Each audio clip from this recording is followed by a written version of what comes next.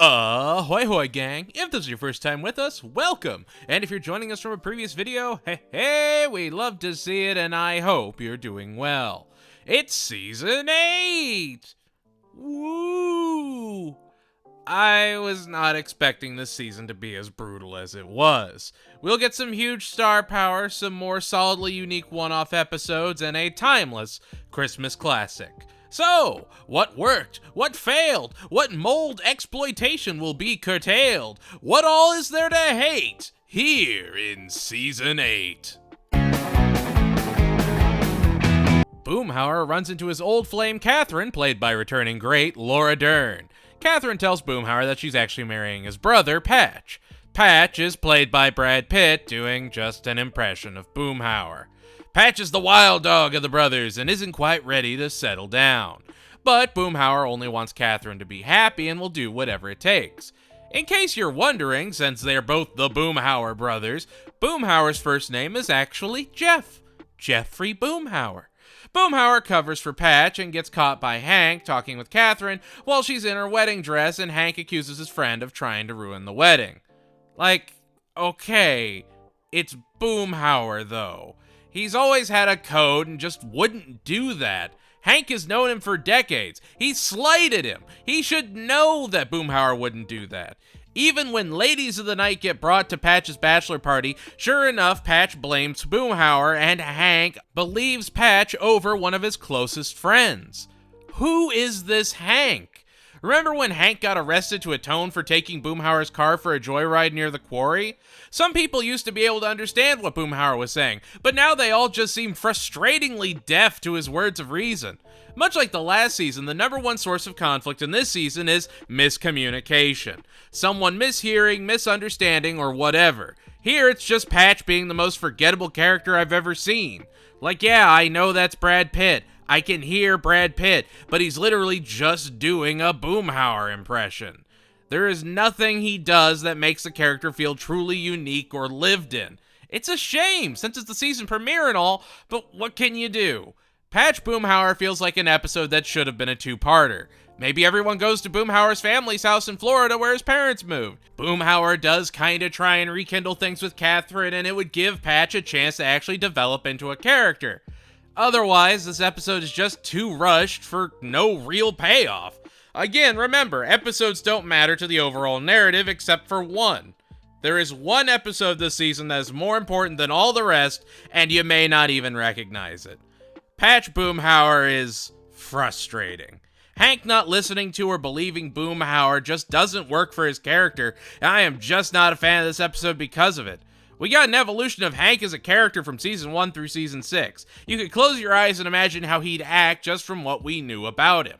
Now he fits whatever the story needs him to be. There's no way the old Hank would do this to Boomhauer. Patch Boomhauer is a disbelief-suspending 6 out of 10 that introduces us to a whole season of wheel spinning.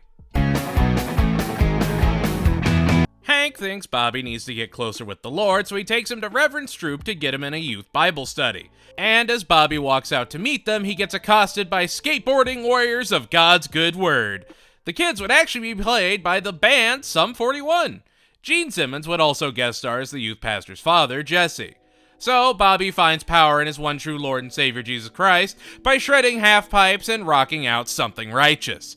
Hank naturally clutches his pearls over the children having too much fun celebrating God, and they need to be more respectful of the messages.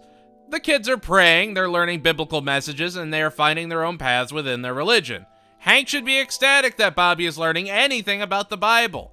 He has a community, he's skateboarding, which I'm gonna be real, does take some exercise to do, and all the boxes should be checked for him, and looking at last season with all the episodes where Bobby earns Hank's respect, you'd think he'd just leave it alone, but absolutely not. That'd be too easy and we got 14 more minutes to fill. Having them do a skate contest against a rival church group, maybe make Bobby have a crisis of faith. If you're going to steer into a more religious angle than earlier in the show, go all the way. Like, these are things they'd all do in the future or have done in the past. There's easy ways to inject confrontation into a series without rewiring your main character to get there. I don't know. You know what? There's actually a very refreshing and dumb B story. Dale, Con, Bill, and Boomhauer start a Last Supper club where they look at convicts' last meals and decide to have what they'd want as their last meals together. Of course, by the end, they get too scared to eat their final meal and run off, which is great and on brand. Honestly, I think the B story is stellar. We see Con actively engaging with the gang and hanging out, and it's got the best jokes of the entire episode packed right inside. But I mean, the conclusion of the A story is honor thy mother and thy father. Respect your dad, he's always right. If he doesn't want you at this dry religion-based concert where there are responsible adults everywhere, then you shouldn't be there. I don't know, it again just doesn't feel like the old Hank, especially after the 8 Hank and Bobby episodes we got last season.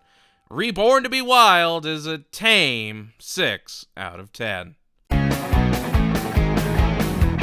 A retired Cowboys player that blocked a kick that one time moves into the house across the way from Hank. Hank and the gang are ecstatic when they see his Super Bowl ring and he invites them over to watch the big game. They sit in their Sunday best and head home satisfied, but not before Big Willie calls his buds over and proceeds to party all night long. Fred Willard would return to the show as a recurring character, Officer Brown. Kind of funny that the other guest star in the first episode he was in was Kathy Bates as a cop, and now he plays a recurring one. Wow! You've seen this episode. Hank is the block captain and has strict rules that he enforces for everyone, no exceptions. But then a Cowboys player moves in and he starts to look the other way. Would old Hank do that? Would old Hank be swayed? I think he'd be swayed once and it would eat him up alive as he reanalyzes it over and over and over again. He wouldn't need Con to tell him to step up and do his job as block captain. And yeah, Hank and the gang proceed to try and annoy Willie into acting right, and when that fails and he punches Hank in the face, his Super Bowl ring leaves an imprint that Hank can use as evidence he was assaulted. Yeah, okay, I guess. What a weird way to describe a show that aired before The Simpsons every week. Big Willie is just annoying, too, and the fact that Hank has no backbone in this episode is just disappointing. It's not like he cares who people are, usually. Remember when he tackled Don Meredith for not making the throw? Like, he should have been firm right from the beginning. Maybe have everyone in the neighborhood gravitate towards Willie and ostracize Hank, but Hank stays resolute. The ultimate temptation right there, and he still has to do the right thing. Instead, we get this. We get Hank not being Hank for the sake of the episode being 23 minutes long. It's like a 4 out of 10 that just drags its feet and keeps reminding you of that one kick they blocked at the Super Bowl. The B story? Bobby can't shower in the gym showers, and if he doesn't get the courage to do it, he'll fail gym. The A story? Peggy is worried about Hank when he shows all the symptoms of low testosterone, so the doctor prescribes testosterone boosters, which Hank refuses. Peggy takes the prescription and proceeds to stuff them into Hank's food or plops them into his coffee. Peggy is feeding Hank testosterone, and when she needs him more energetic and ready to take on the world, she ups the dosage, all while he's running circles around everyone and helping her organize a running of the bulls for a Spanish culture celebration, and decides to run with the bulls himself to get some funding. Bobby can't shower, and Peggy is willing to drug her husband and completely throw off his body's hormone balance because... yeah, that's the episode. Hank runs with the bulls after losing his pep and gets assigned sack patches to help him balance out after Peggy blew out his glands. The Incredible Hank is just baffling. Again, minor tweaks and you could have a really good episode. Peggy has done almost irreparable damage to Hank's body, but because nothing matters, you'll be A-okay'd by next episode. Running with the bulls and gets gored in both his legs and he's crawling across the finish line where his hand gets trampled? Psh, he eats pain for breakfast. He'll be back in action next Sunday at 7:30. There are some funny bits with Muscle Hank, but I think my biggest problem with all this is the stakes. Take an episode of The Simpsons or Family Guy, for example. Remember when Peter just straight up declares his house as sovereign soil and rules as the leader of Pretoria? Or even when the Hinden Peter crashed and burned? Imagine if those events had to carry over from episode to episode. It just wouldn't work for Family Guy. King of the Hill, on the other hand, was much, much more reserved. It was supposed to be more human, more down to earth, and these small but impactful events shape us and those around us. Remember when Megalomart blew up and they were still rebuilding well into season 3? It takes one giant chicken fight in Family Guy to take out the entire Eastern Seaboard. Family Guy can do those grandiose stories because no one expects the episodes to matter. King of the Hill spent 6 seasons more or less making sure each episode mattered and could happen as just a constant stream of events. Now, you can watch any episode of season 7 or 8 entirely out of order and not miss a thing. The Incredible Hank is an uninspired 4 out of 10. 1 out of 10. Skip it. For all that is cringe, please skip this episode. The actor behind Monsignor Martinez is coming to Arlen, and Peggy has Bobby pretend to be a sick kid, so the actor will come to her school and talk to the kids. When he and Peggy talk, he offers for Peggy to come down to Mexico and tutor his kids so they can get ready to go into American prep schools. And so Peggy goes down to Mexico to tutor Monsignor Martinez's kids, and exactly what you think happens. Peggy misunderstands and thinks that his wife is dead, and he's seducing her as she wonders if the taboo wouldn't be worth the thrill. There's never a point where you'd believe he'd be into Peggy at all. Honestly, at least with Lupe's Revenge, there's at least a satisfying payoff. They actively mock her for it. Everyone understands that Peggy is the clown. Here, this is the whole episode. It's just Peggy reading way too much into something like she literally did last episode for absolutely no reason.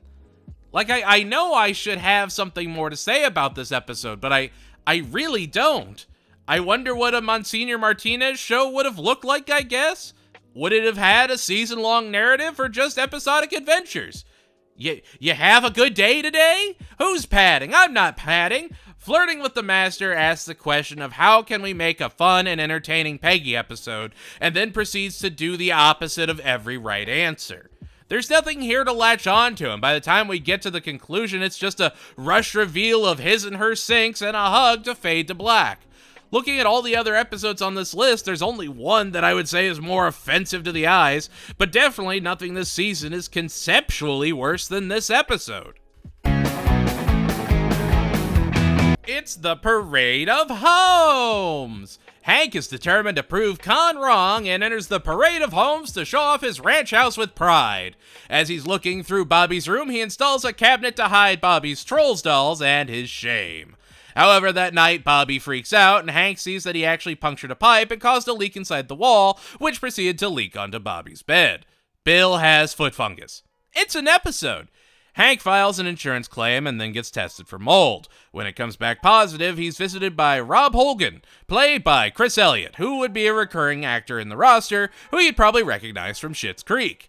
Yeah, there's a mold outbreak in the home, and he's got to do everything he can to keep the Hills safe. He begins locking them out of more and more of their house, and by the time Hank is pushed out of his house, he's bare-assed in front of the Parade of Homes. They go to a hotel, and Hank decides to go and give Rob a piece of his mind. Yeah, his insurance is exploiting him to make more money. Not really funny, just more harsh reality. Hank gets mold certified and tested by Bill's feet in Rob's home as a form of blackmail. Then he makes them all walk around the house and listen to his Parade of Homes speech that he didn't get to deliver. I think Stephen Root saves this episode. From playing the fellow Parade of Homes participant to the wild neighbor the Hills have at the hotel, just hearing his voice kinda coaxes you through the episode. To Chris Elliott's absolute credit, he makes Rob sound absolutely slimy in a masterful way that only he can. He makes Rob insufferable because he's just that good. After the mold rush is fine. It's fine. And it being fine puts it in like top 3 of the season contention. It feels like a return to form for Hank and has some pretty solid jokes. It doesn't matter if it's just a weekly adventure because they resolve the start and end in one solid episode. It's a well-fermented 8 out of 10. It's the Christmas episode, and probably one of the most famous episodes of the entire series. When Hank's mom, Tilly's friend, dies, she leaves Tilly all her antique furniture. Hank promises to get the furniture out to his mom by Christmas, but a trip like that is going to need something a little bigger than a moving truck. So Hank rolls up on Rainy Street riding high in a semi. That's right, Hank and Bobby are gonna drive their big rig to Grandma's for Christmas.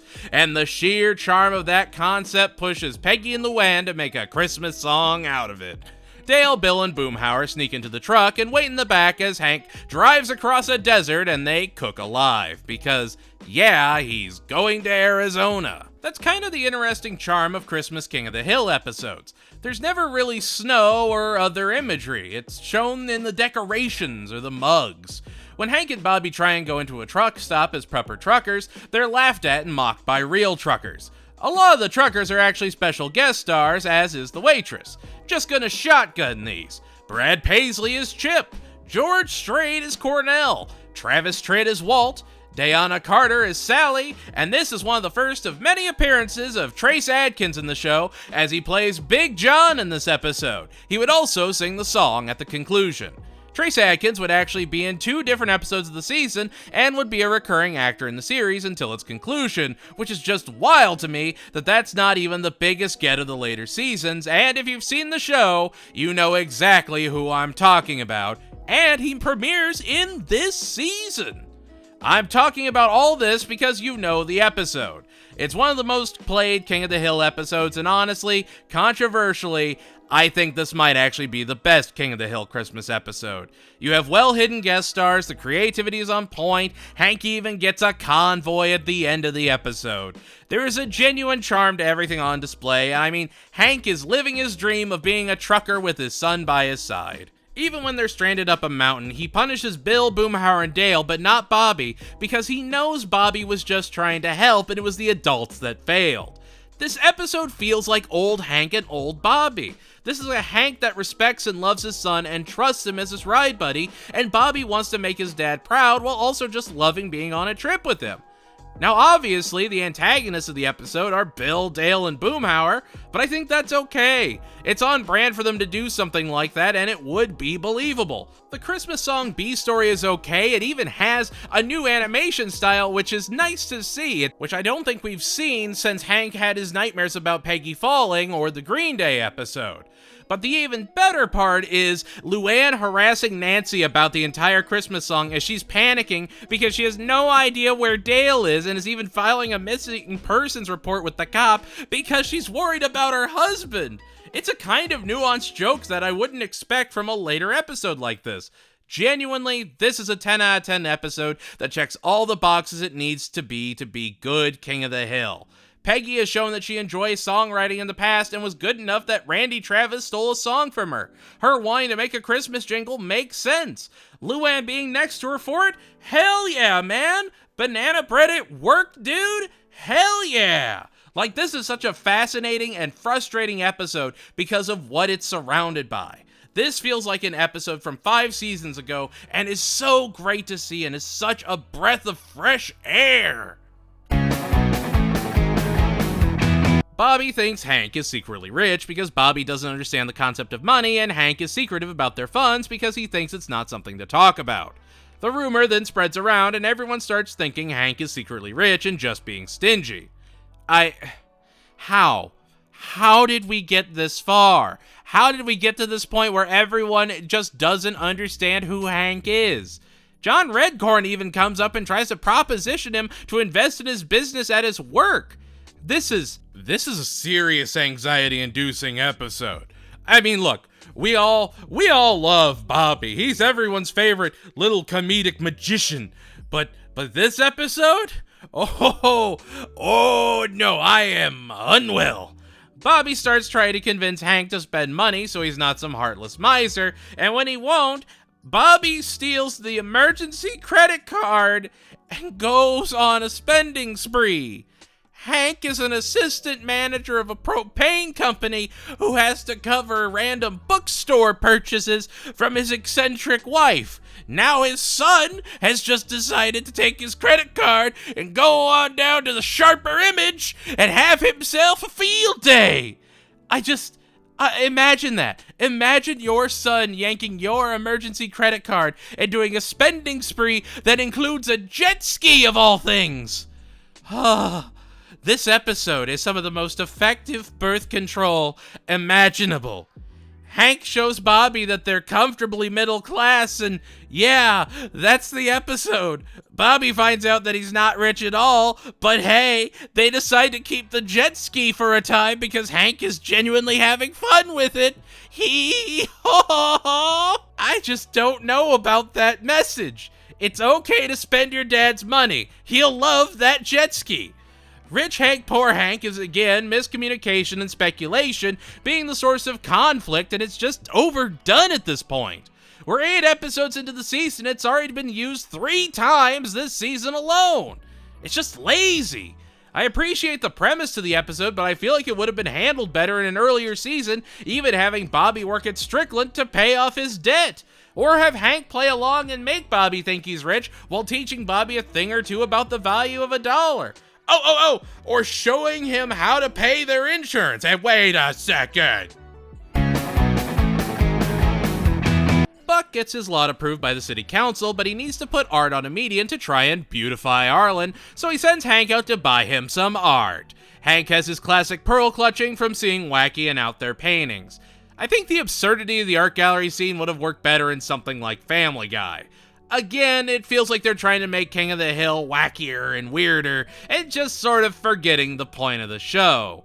Like, the B story has Dale harassing and bullying people while walking around in a suit of armor and just being the absolute worst. I mean, don't get me wrong, Dale is a good character, but like a commenter pointed out, he is a horrible person, and this is not the first time we're gonna see that. But when Hank is at his lowest point and can't find any art, Peggy sees some propane tanks and comes up with an idea and makes a propane robot to put on the median, waving with a smile as he welcomes Arlen to the future.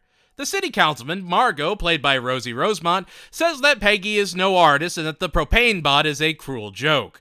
Peggy is devastated and Buck calls in Ambrose, an art dealer. He drives past the propane robot and is absolutely enchanted and has to meet Peggy, and even offers to set up a gallery for her. Peggy gets super hyped up and really goes ham on these little propane buddies. They sell really well and she goes to the gallery where she's introduced alongside Jimmy from the track as an inbred hick idiot. You know, the hook these propane bots need to sell well. So yeah, Peggy is absolutely understandably devastated and is ready to destroy her entire collection when people approach her at Strickland to get her to build them propane sculptures of their own. I can't even say that this episode hasn't aged well. Like, the message is art is subjective. Yeah, duh. Sure, the councilwoman that was stuck up didn't consider the propane bot art, but the everyday people that drove past loved it. You ever see median art? It's a lot of the same idea. It's a lot of recycled art and a lot of just iron. The episode almost hinges on Peggy being a bad artist and keeps trying to convince you that she is, but the propane bot isn't even that obnoxiously bad. It's repurposing tanks and beautifying junk. Something like that nowadays would probably do incredibly well, and there's so many content creators and artists that never went to school for their work that make some pretty incredible stuff. I don't know. Obviously, Ambrose is supposed to be the bad guy, but it really just shows him and the councilwoman are idiots, and David Herman can still do Jimmy. Jimmy is really only there to yell about his cans. Like, sure, yeah, that's necessary, I guess. A lot of the jokes in the later season hang on you laughing when David Herman yells. Not that he's not a good voice actor by any means, but he is involved in like every episode just to do a wacky line. You have to be a pretty remarkable episode for me to want to defend Peggy of all characters. She doesn't deserve any of the treatment in this episode. She actually did something great and deserved the conclusion where everyone is celebrating her. And honestly, I would love if this was her arc for the season. She makes these propane bots and she and Hank bond in a way over it. Just have her tinkering in the garage in some episodes. That's all you need. It feeds her ego, allows her to be creative, and is a source of income. It checks all the boxes for her as a character. But nope. Last we ever see of it. I'm not even going to try and pronounce the episode, but it's a 6 out of 10. Hank has a new employee at Strickland, Rich, played by Ben Stiller. You know him. I don't need to put up pictures. You know who Ben Stiller is. He's the new guy and doesn't feel like he belongs, but he does his training and starts joking around with his coworkers and whips out the age-old classic, "That's what she said." Rich becomes the new favorite of Strickland and starts joking around and gets a very harassing game of grab-ass going, and yeah, It's pushed past the point of believability when everyone is afraid to stand up lest they have their cheeks clenched. Hank even thinks of filing a sexual harassment claim against him. Hank, then fed up with Rich's mouth, decides to wash it out with soap. Do you know the last time I heard "that's what she said"? Like 3 days ago. That's what she said, phrasing, even a very rare "I'll have what she's having." All very commonplace, and ironically, where the "that's what she said" jokes were getting tired in the early 2000s, a series would come along not 2 years after this episode aired and revitalize the "that's what she said" craze. When you hear "that's what she said," most people don't think Ben Stiller, or even Chevy Chase, who's accredited with the first use of it in SNL before it's showing up in things like Wayne's World. No, people will usually attribute it to Steve Carell as Michael Scott in The Office. Imagine the cultural rehabilitation needed from a show to bring "that's what she said" off comedic life support. Studying jokes and their impact on society is something that's always fascinated me, especially the evolution of metacomedy, because it just introduces so many wild elements. The study of Tim and Eric is really underappreciated, and even Paul Rudd or, yes, Ben Stiller, which is so tragic that when we get him in a modern, contemporary animated series, a guy that's been in Wes Anderson movies, he delivers this. I know he was only in one Wes Anderson movie, but I want to pretend. The evolution of "that's what she said" is entirely more fascinating than "that's what she said" as an episode. Ben Stiller feels stilted, and it's just taken to such a ludicrous extreme that Hank can seem in the right for being so worried about it. People, I would argue, have become much more aware of the laws of comedy than they may realize they are. As writing on shows has gotten smarter and we go for more and more niche programs that are more readily available, you start to understand the rules of comedy. Shows like Community and Rick and Morty even spell out the tropes and structures they're mocking, which teaches the viewer when they don't even realize it. "That's What She Said" suffers from a smarter audience than 20 years ago. It just doesn't work and feels frustratingly out of place. It's a 4 out of 10 that never quite pulls up. Luann is doing hair in her class and decides to go and get her stylist degree and finally become the beautician she always wanted to be. You know, that thing she struggled with and gave up to pursue college? Oh, does that mean we're going to get the return of all over beauty school people and we're going to get a proper conclusion to it? Are we going to see her get that final episode that just really wraps her character? Am I a joke to you? Do you think that's what we get? Well, Bill agrees to help teach her so she can get her certification. You know, Bill, the guy that's lived across from her for years and could have offered his help at any point in her journey to help her get her certifications. And sure enough, with some very quick tutoring, Luann aces her exam and gets her certification. 5 minutes to wrap like a 9-episode arc. You'd love to see it. Cool, so she's back to being a hairstylist. I'm sure that'll be stuck to and not just swept under the rug. Makes sense. While on the market, she runs into Colette of Hottie's Hair Salon, played by comedic wonder legend Christina Applegate, who handpicks her to join Hottie's if she can pay the chair rent. Amy Adams would also guest star as Misty, and would show up like 4 more times throughout the season. That's wild. Lois Lane is in King of the Hill. Luann can't make her booth rent on her own, so she and Bill split it, and Bill pretends to be gay to attract clients. Remember back in season 6 where Hank got a bad haircut from Jack, who is very clearly no longer fit for his job? Well, guess what? Not only is Hank back at Jack's, he's getting a haircut from him too. Jack is even played by Brian Doyle Murray again. Like, it's not them reusing a character for no reason. This is implicit and shows they didn't pay attention to the episode. Just that Hank has a barber. Sure enough, Bill can't handle it and comes out as straight, and he and Luann leave where Luann starts to work at Jack's. Don't worry, it won't matter. To their credit, Amy Adams and Christina Applegate give some of the best performances of the season and actually seem like they're putting an effort into the characters. They did a pretty decent job, all things considered, and the episode does at least focus on one of Luann's passions. I wish it stuck. I wish it gave her more time. Let the impact of this episode be felt, please. That's all I ask. My Hair Lady is a 5 out of 10. Hank decides to teach Bobby to be self-reliant by taking him out on an eat-only-what-you-catch camping trip with him, Bill, Dale, and Boomhauer. Fred Willard returns again, but as a park ranger this time. Jamie Kennedy, Anna Faris, and Melissa Etheridge all guest star, and we get one of our first introductions to Appleseed, a recurring character that would be played by show regular guest star Dave Allen. We stan Appleseed in these parts. I'm positive I didn't use that right. I like Appleseed. It's just Dave Allen's self-insert King of the Hill OC. It's perfectly inoffensive, and I love it. So yeah, Bobby needs to respect nature and learn responsibility by going out in nature. Oh, you mean when he was an Aero Scout? Oh, or when he was shown to be a skilled huntsman, cook, tailor, and to a lesser degree, comedian, the most important of roles? This episode spits in the face of any kind of growth Bobby had in the series. But I'm getting ahead of myself. Hank and the gang's trip is overtaken by hippies who construct a commune around them, and Bobby gets addicted to hippie gumbo. And when they come to collect from him, they rob Hank blind. Huh? I don't know. There was never a point in the episode where I think I even smiled, which is just horrible. The writing hopes you've never seen another episode of King of the Hill to see that it doesn't make any sense. The jokes don't really land because, again, they lack the nuance of earlier seasons and just gives you hippies bad. Okay, just to show you I'm not being a prude about this, a year after this episode aired, South Park did an episode called Die Hippie Die, which was a thinly veiled The Core parody.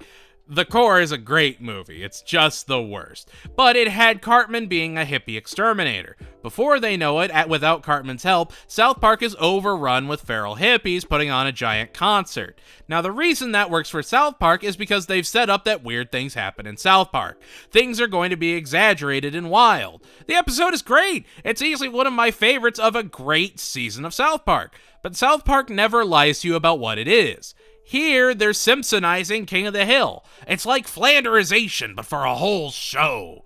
They're trying to make King of the Hill more uniform with the absurdity of The Simpsons and the later returning Family Guy. It just doesn't work, though. Fish and Wildlife is a 2 out of 10 that just kind of sits there. There's no resolution that feels earned or satisfied. It just kind of ends. Genuinely, I feel this episode is the most offensive of the entire season. It just tears away everything we've loved about Bobby and just completely rewrites him into this lazy do-nothing kid who has to keep learning responsibility. Bobby left his heart and brain in Japan. I'm so tired. I saw the sunrise today. We all like King of the Hill. You didn't click on this video because you didn't. And while there are episodes that we will watch ad infinitum, there are some that we know to just skip. There's some that we know just don't work and we can't explain it any other way. Now these episodes will probably be different for everyone, but I can guarantee you the bulk of them come from the later seasons. Cheer Factor is that episode for me. I can't watch it. Perry Gilpin, aka Roz from Frasier, is Joe Rita, the coach of the cheerleading team that's more focused on dance routines than hyping up the crowd. Amy Adams would return as Marilyn. Peggy sees the girls more focused on dancing than cheering or leading, and so she jumps in on the action and starts hyping the crowd up and gets them all to lose it. She then gets promoted to cheer coach and starts having to figure out how to hype up the crowd. Oh, I know. What if we just straight up murder the mascots, get some fake knives, run Bobby down, and just start shivving him? So yeah, Bobby runs around in mascot costumes and then gets taken out week after week until they run up on the fighting Irish leprechauns and do a funny little hate crime with some shillelaghs in front of Irish representatives invited by Joe Rita so she could snake her way back in charge. Oh, cool. Positives? Connie gets to be a cheerleader and makes Peggy proud by rousing the crowd in a cheer at the end of the episode. That was good. That was heartfelt. They also remember that Bobby was a mascot. That sure is attention to detail.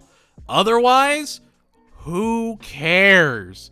Like, there's no B story. It's just Peggy v. Joe Rita for the cheer squad.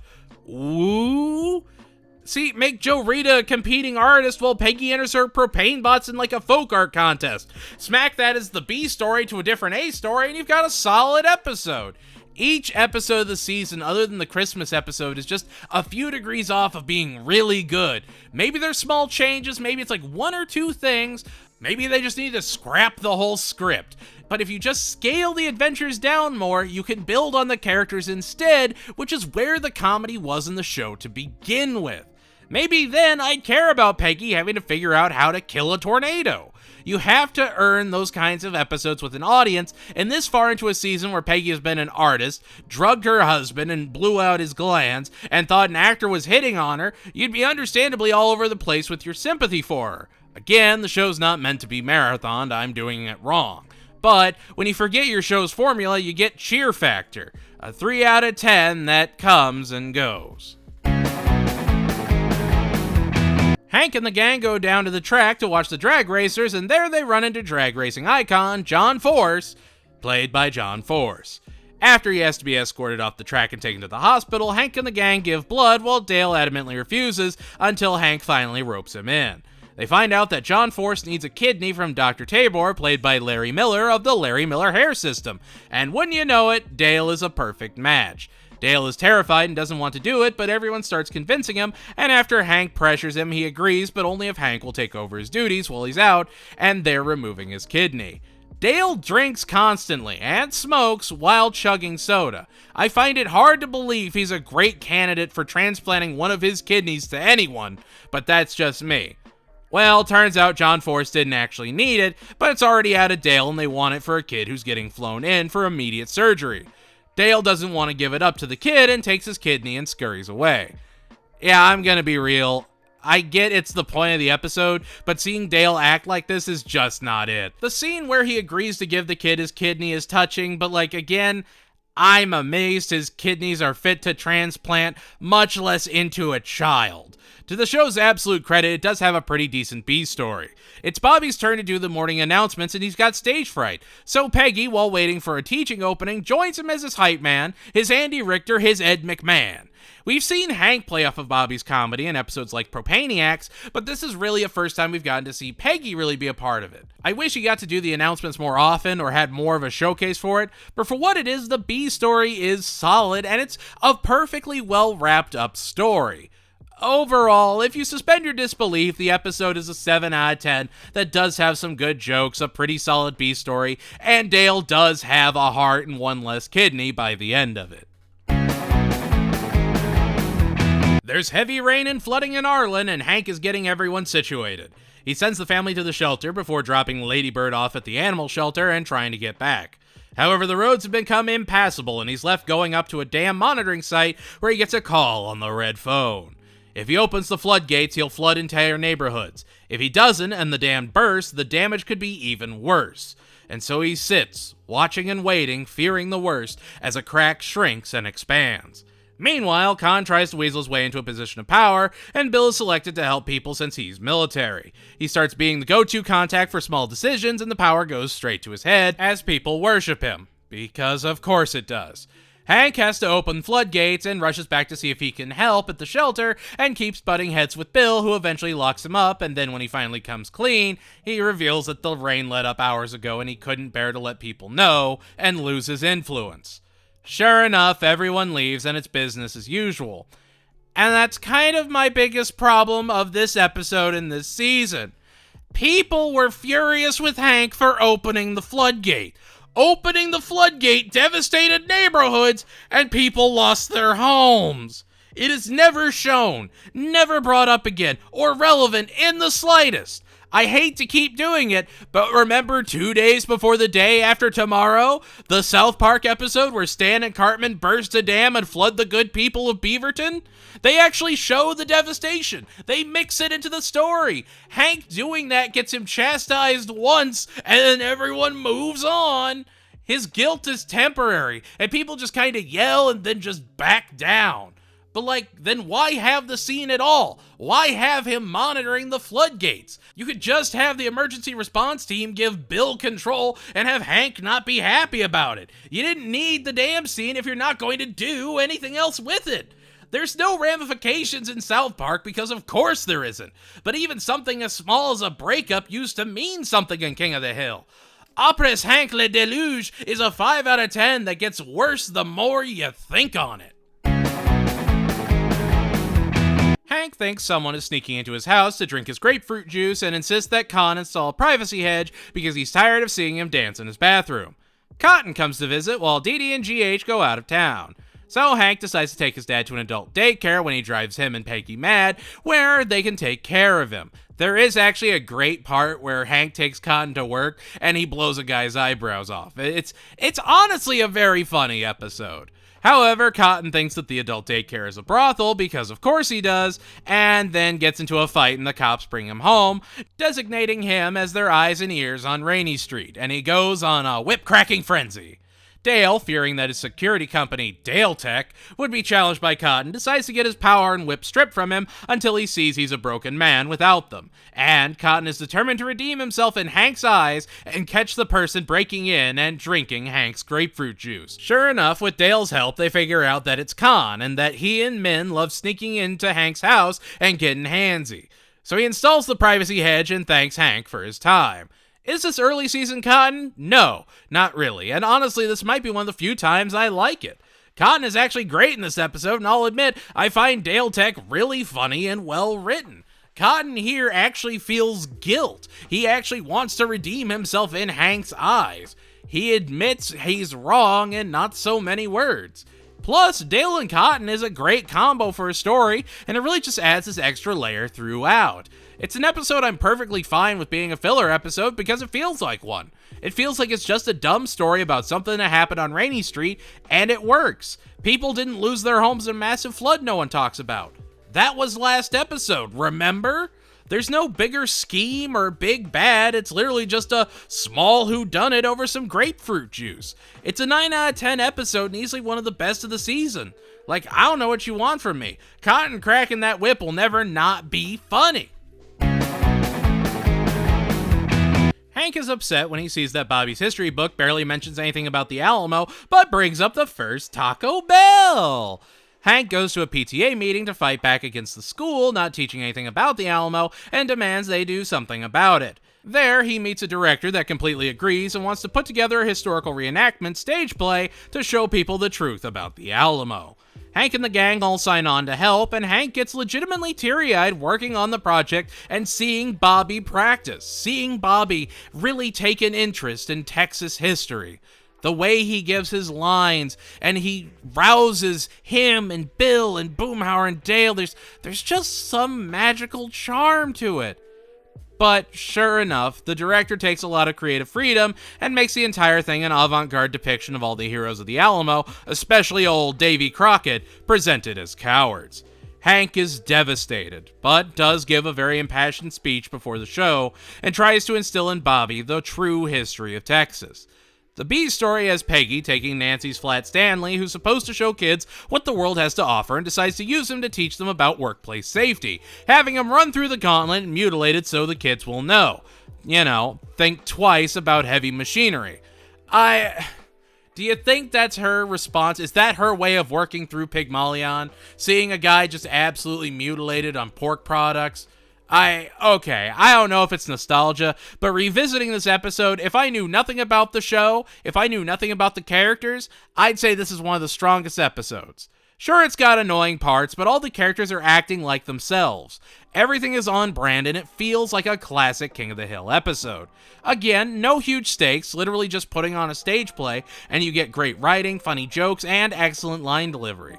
How I Learned to Stop Worrying and Love the Alamo is a patriotic 9 out of 10 that does a great job of instilling Texan pride into anyone and giving us a glimpse of the old Hank all these episodes in. Hank goes to the state fair to enter in the grilling competition, but they'll only allow charcoal and not clean-burning propane. So Hank decides to protest and show that he can create quality meat with the most noble of gases. It's sort of a vignette episode. With Hank protesting, the gang turn to Bobby to figure out what they want to do. Luann wants to be seen as more mature, so she starts telling Bobby and Connie what to do, and helps with Hank's protest, and we even get Nancy, Luann, and Min teaming up to see the laundry room of a murder house. It's a lot going on. Luann hears get more people passionate for the cause, and decides to get some protester college kids that will always go as extreme as possible just to rile people up.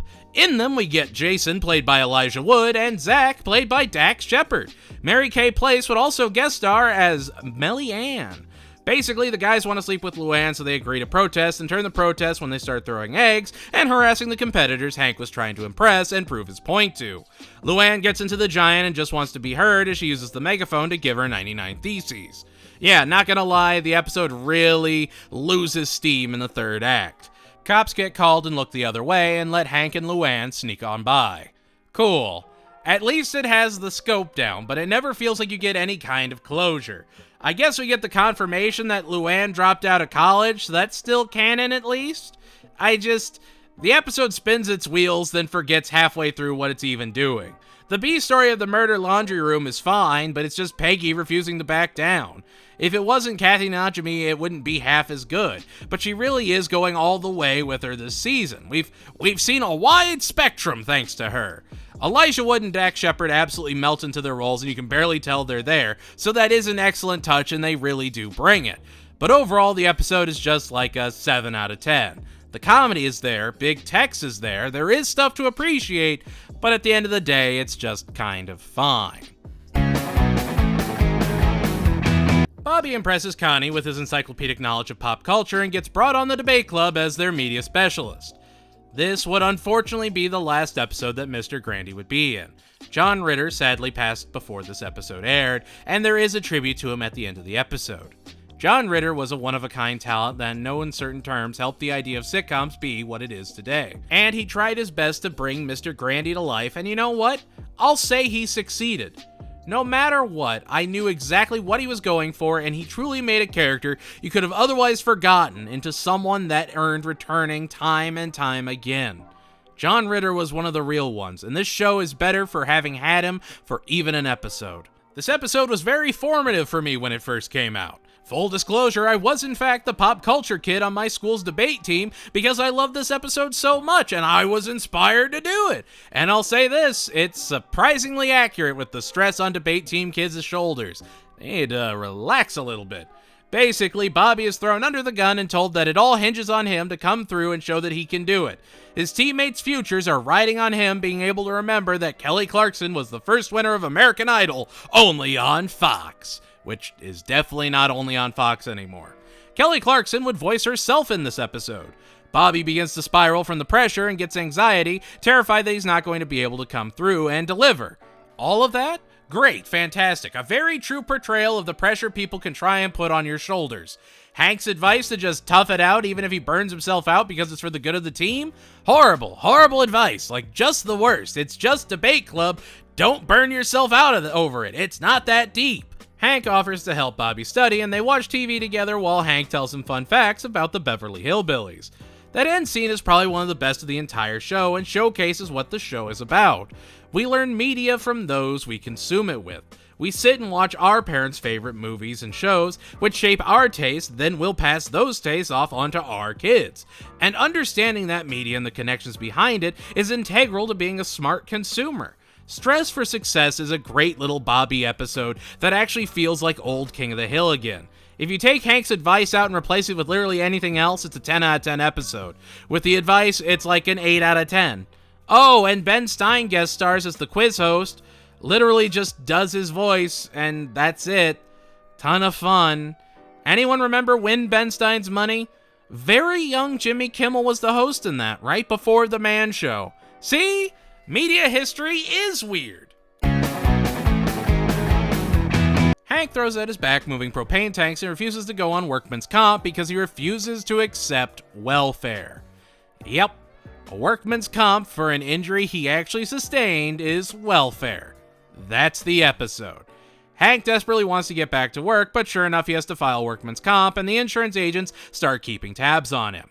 Mark Helgenberger, who you'd probably recognize from CSI, is Mrs. Hanover, who investigates Hank. Hank decides to try yoga under Yogi Victor, played by 21 Jump Street's own Johnny Depp. Johnny Depp plays a weird yogi who will suck his diaphragm in on itself just to impress one of his students. It's a dream role for the man. He is one of the most obnoxious individuals known to man, but sure enough, his yoga does help Hank, who starts to feel better in no time. I have to wonder if he inspired the capoeira guy from Bob's Burgers. They just seem so intertwined, I think is the best word for it. However, when they catch him feeling better and getting ready to go back to work, a likely story, The insurance investigators have to investigate whether he was making up all his back pain, and Hank brings in the good yogi to show that he's so insufferable that if he wasn't getting anything out of it, why would he go to the yoga practice? And that's the episode. Johnny Depp does a decent enough job, as does Mark Helgenberger. The story is exactly what you think it is and has no larger repercussions, which is honestly fine. It set a timeline for the episode and stuck to it, and I genuinely respect that. Again, if you make it within believable parameters, it's totally okay to do episodes of the week, but they gotta be peak King of the Hill. Hank's back is totally okay and a solid passive watch. It's a 7 out of 10 that makes the season as a whole better because it's there. Connie gets denied from getting into the Rice math camp because she's too smart and too Asian. Con is furious because he doesn't have the 10 grand for a bribe and wants to know where he went wrong.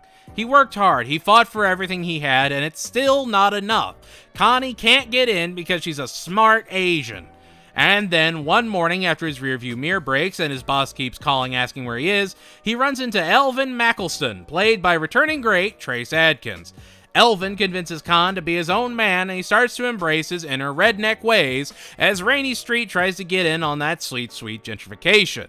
However, Con's redneckery drives the value of the neighborhood down. He gets an El Camino, he and men go out partying, and through it all, Connie keeps studying. Whether in her room or at the hills, she's just trucking along pursuing her dreams. We also get our first appearance of Lucky, played by rock and roll superstar Tom Petty, who would become a recurring character throughout the rest of the show, and I'd argue the last true main cast member. Tragically, Tom Petty has since passed, and he would be an integral part of the story going forward. Not Lauma, Lucky. I don't know. If it's just based off this one episode, he's an absolute legend, what with how he done slipped on that pee-pee and got him a $50,000 settlement. Man'll never have to work another day in his life. We also get to see Con fight, which is absolutely wild. Man, the man just goes ham. Honey glazed, even. But yeah, no, Hank comes to talk with Con about how he's probably going to lose his house, and how no matter what, Connie never stopped trying, so why did he? It's a great angle to take with a Con episode. It just hurts knowing that next week the lawn will be back to normal and it'll be like none of this ever happened. It's one of the best Con episodes yet, and seeing Min along for the ride but still drawing clear boundaries is fantastic for her character and their relationship. I don't know, there's a lot to appreciate about the Redneck on Rainy Street. They just tragically only made Lucky consistent and not the actual story. It's an 8 out of 10 that hopefully brings us out on a high note. It's the season finale! Alright, you know what? Maybe I've been too harsh on the season. Maybe this season finale is going to turn things around. We've had a pretty solid back end of episodes, all things considered. I mean, it's been solid. I have not hated this. Bobby becomes a student counselor. Right on, right on. He likes talking to people. It makes sense. He becomes a counselor because he thinks it's an opportunity to meet chicks. Huh. Well, that's just wrong on a lot of ethical and moral levels, but surely he won't use his position of power to manipulate girls into making decisions to do what he wants to do. Oh, he tries to. Oh, no. Among the girls on Bobby's client list is Jenny, played by Lindsay Lohan, Stacy, played by Buffy's own Allison Hannigan, and we would also get April, the leader of the program, played by Laura Prepon. Tune into that 70s show! Bobby tells Stacy to break up with her boyfriend while convincing Jenny to go on a date with him. However, Stacy begins to stalk Bobby, and seriously, what is this season finale?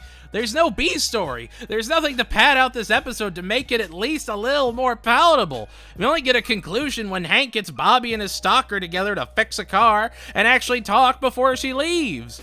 I don't get it. Why use this as your season finale? Sure, it's got a lot of star power for the time, but you could have just as easily done Stressed for Success and even had a tribute at the end of the finale. It would have been a way better Bobby vehicle to go out on. Talking shop is just rough. It's uncomfortable, and it's all a prison of Bobby's own construction. The worst part is, this is the chance Bobby could have taken to be like his dad and learn how to listen more. Instead, he just goes off on his impulses because he hasn't learned anything even throughout just this season. Talking shop is a final middle finger to the idea of structure in this season, and I can't believe it was willing to go as far as it did. Talking Shop is a 4 out of 10 that just never really finds its feet and feels out of place every step of the way. And there we have it, that's Season 8! Any episode you think I was right on, wrong on? What was your favorite episode? Least favorite? Let me know in the comments below. Season 8 was, it was a lot. Throughout it, we did get some highs and even the best Christmas special the show has had yet, but also a whole lot of lows that make you suspend every fiber of your disbelief. Is it a good season? I'm honestly gonna say no. But there's more solid episodes in the season than I did remember. This definitely feels like the most disjointed the show has been yet. And yet, controversial statement, I actually believe Season 9 is where things start to rebalance out. We'll get another new mom for Peggy, my favorite episode of the entire series, the return of Brendan Fraser, and a very special squatter. So if you liked what you saw, make sure to like, comment, share, and subscribe. Tell your friends we're out here. And I'll see you next time when it's time to dine on Season 9. Stay strong, keep fighting, and know I believe in you.